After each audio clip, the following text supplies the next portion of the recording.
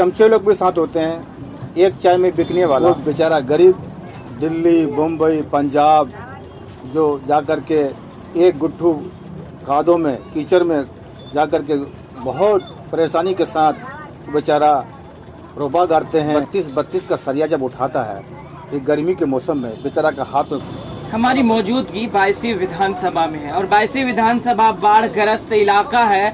सैलाब आने से लाखों लोग परेशान रहते हैं, घरें कट जाती है, लोगों की खेती की ज़मीन और खेती भी तबाह हो जाती है। बातचीत करने के लिए AIMIM ब्लॉक प्रेसिडेंट मौजूद है।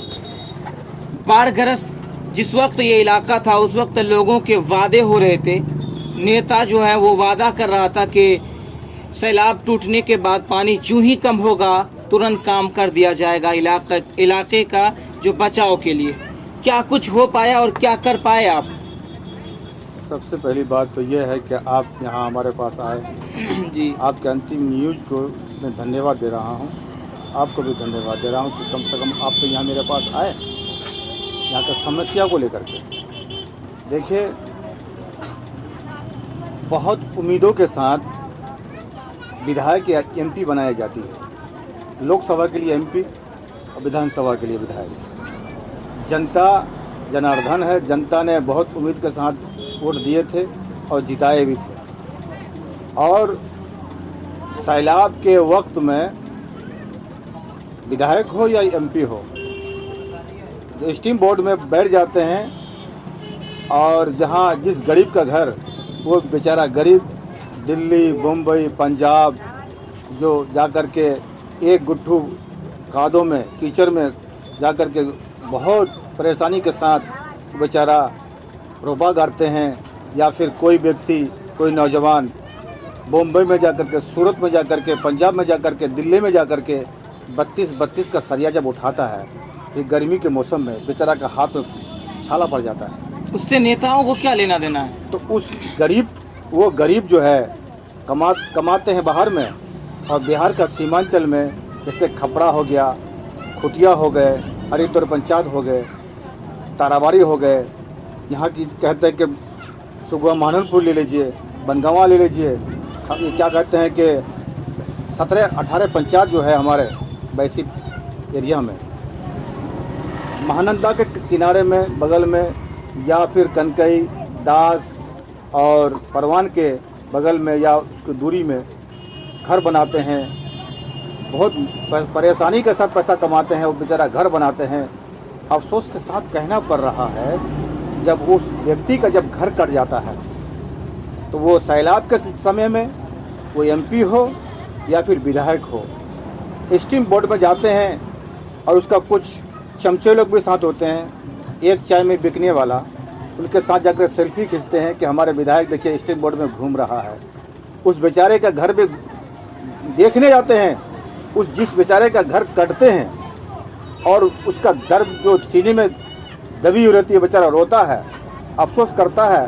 वो बेचारा, उनकी पत्नी, उनके बच्चे जब रोते हैं तो उसका रोना का अगर कदर कर ले ऐसे विधायक, ऐसे MP अगर कदर करते, तो मैं यकीन का साथ कह रहा हूँ कि उस बेचारे का जो अभी घर कट गया, जिस बेचारे का जिसका घर कटने वाला है, तो उस इलाके में जा कर के बोल्टर पिचिंग का काम करते, बोल्टर डाल करके उसको। अभी तो नदी में तो पानी जहाँ का तहाँ चल गए हैं, अभी नदी में तो उफान भी नहीं पानी का है। अगर अभी सैलाब और बारिश का भी टाइम है, क्या पता कि फिर सैलाब आ जाए। एक बार हुआ था तो किसान तोरी बीजा था, तोरी का फूल भी आए थे और तोरी भी भांस के सैलाब में चले गए थे। कहीं फिर सैलाब ना आ जाए। और मैं ये कहना चाहता हूँ, वैसी विधानसभा है नहीं बल्कि किशनगंज लोकसभा की जनता से मैं कहना चाहता हूँ, ऐसे व्यक्ति को आप रहनुमा बनाएं ताकि आपका बात लेकर आप प्रचार कर रहे हैं क्या? प्रचार कर रहे हैं अपना? प्रचार नहीं कर रहा हूँ, गरीब के अगर दर्द को बयां कर रहे हैं तो बोला ऐसे व्यक्ति वैसे व्यक्ति, प्रचार कर रहे हैं। मैं कह रहा हूँ भाई, प्रचार नहीं है, ये हकीकत है। उस व्यक्ति को विधायक बनाओ, उस व्यक्ति को संसद बनाओ, MP बनाओ। आप MIM से हैं, MIM का ही सिंबल देख करके विधायक बना। यहाँ पे जो MIM का ही सिंबल से विधायक था। देखिए, जब MIM का सिंबल में वो जीत के गए थे और असेंबली में एमआईएम में थे तो असेंबली में कुछ बोल रहे थे, जब आरजेडी में चले गए ये चारों भगोरा तो मुंह तो उसका सी गया है। अब कुछ उसको तेजस्वी यादव बोलने थे तब तो। कितना लोग भरोसा करें एमआईएम में, विधायक भाग रहा है। लोकसभा किशनगंज में 3.5 लाख वोट, 3.5 लाख जो वोट यानी कि 3,30,000 के करीब वोट पड़े एमआईएम को, तो वो 3,30,000 वोट वो भरोसेमंद है। और कुछ लोग जो बहक गए, हाँ सरकार बनाने के खातिर सरकार बनानी है, सरकार तो बनी नहीं, वो कुछ लोग अफसोस कर रहे हैं कि क्या किए, अख्तरुल इमान साहब को वोट देना था, क्या करते, बहुत बड़ी गलती हो गई। उंगली काटने के बाद अब कहिएगा कि गलती हो गई, ये ठीक नहीं होगा। ये ठीक पहले ही सोचना चाहिए कि हम मेरी आवाज़ संसद तक, असेंबली तक कौन पहुंचाने वाला होगा, उसको वोट दिया जाए। और मैं ये कह रहा हूं कि सीमांचल की बदहाली, सीमांचल की जो जितना बदहाली है बिहार के किसी भी राज्य में नहीं है, यह हिंदुस्तान के किसी भी राज्य में नहीं है। जो बिहार में ये बिहार राज है, जितना बदहाली है खासकर सीमांचल में, तो इस इलाके से ज़्यादा किसी भी इलाके में बदहाली नहीं है। आखिर पटना में नीतीश कुमार ने पटना को दुल्हन की तरह सजाए हैं। वहाँ देखिएगा पुल, एक तो पुल कितना खूबसूरत है और इतना बेहतरीन से बेहतरीन काम किया है गंगा में।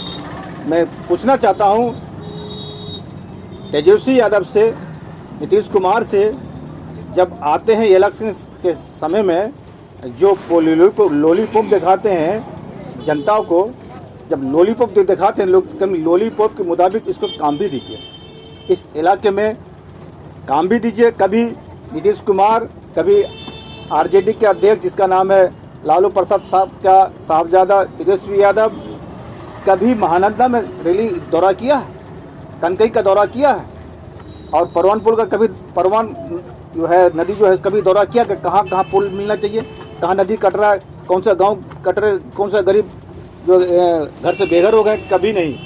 आएंगे वो इलेक्शन में सिर्फ भाषण देंगे, पब्लिक का दिल बहलाएंगे, हम तो ये कर देंगे, हम तो वो कर देंगे। अवैसी साहब आकर के दौरा किए हैं, पार्टी चल रही है। देखिए असदुद्दीन अवैसी साहब, वो भी तो वोट के टाइम में आते हैं। सुनिए, असदुद्दीन अवैसी साहब पूरे भारत के अंदर में एक वाहिद लीडर है जो सच्चाई और ईमानदारी उसमें है।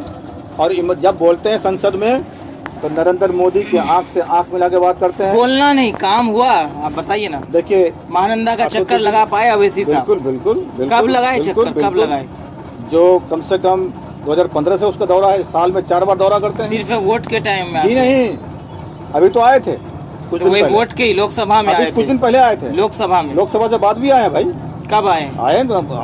आए इलाके में दौरा कर गए हैं, इलाके में दौरा हो गए हैं।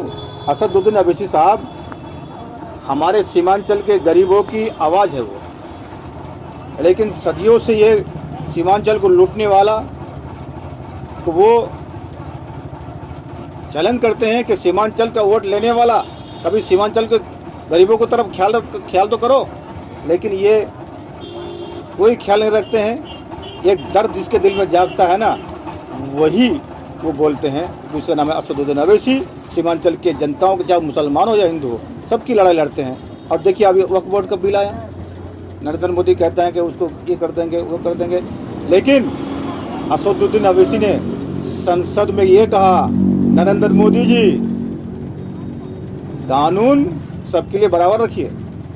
मुसलमान का अभी वक्फ बोर्ड का जो संपत्ति है 9 लाख करोड़ का है, प्लस है, 9 लाख प्लस, 9 लाख प्लस है, 9 लाख प्लस 9 लाख करोड़ है, उससे प्लस है। और बताइए कि हिंदू समाज का, मैं जो हिंदू समाज का भारत में जो 21 लाख करोड़ से ऊपर है, आखिर कानून तो बराबर है भाई। तो कानून बराबर है तो आप बराबर कानून ये कीजिए, लेकिन मुसलमान को टारगेट करना, ये नरेंद्र मोदी का, ये उनका वही हिंदू मुस्लिम वही इसका फितरत है।